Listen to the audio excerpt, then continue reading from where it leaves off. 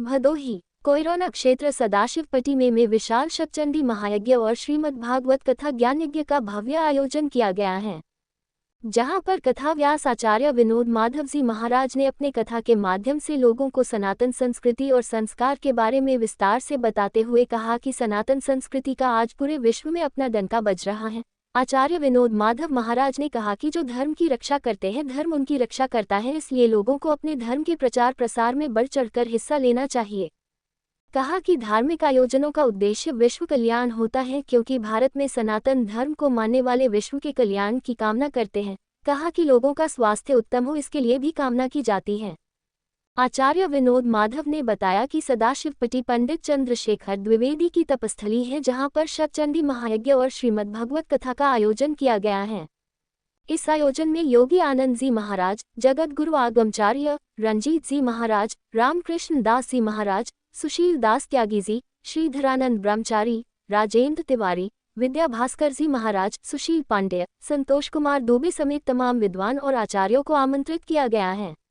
विनोद महाराज ने बताया कि आगामी 10 जुलाई को गुरु पूजन और भव्य भंडारे का आयोजन किया गया है।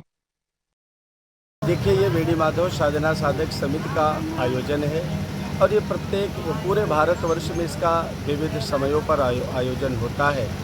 और यहाँ पर तो पंडित चंद्रशेखर द्विवेदी की तपस्थली है, ये सदाशिवपट्टी ग्राम में दरवासी भदोही में, जहाँ सतचंडी यज्ञ भी चल रहा है और भागवत कथा भी चल रही है। इसका उद्देश्य ही है लोक कल्याण।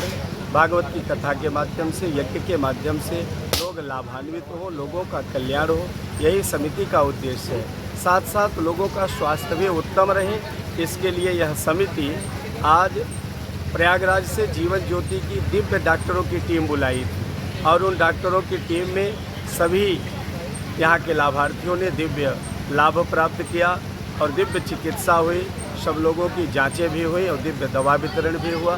तो यह वेणी माधव साधना साधक समिति का उद्देश्य ही यही है, जगह जगह दिग दिगंत में, गांव गांव में, नगर नगर में भागवत की कथा का आयोजन करना, यज्ञ का आयोजन करना और अन्य साधना शिविरों के माध्यम से लोगों का कल्याण करना, यही मूल इसका उद्देश्य है। और तो समाज के लिए तो भाई यह समर्पित है ही है।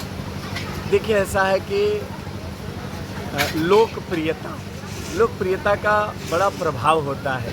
इस समय आज हमारे पूरे भारतवर्ष में सनातन धर्म के प्रति लोगों का ऐसा रुझान और ऐसा आकर्षण हो गया है और वो उसके बीच में यह कारण बन रहा है भागवत की कथा, राम कथा के माध्यम से लोगों में सबसे बड़ी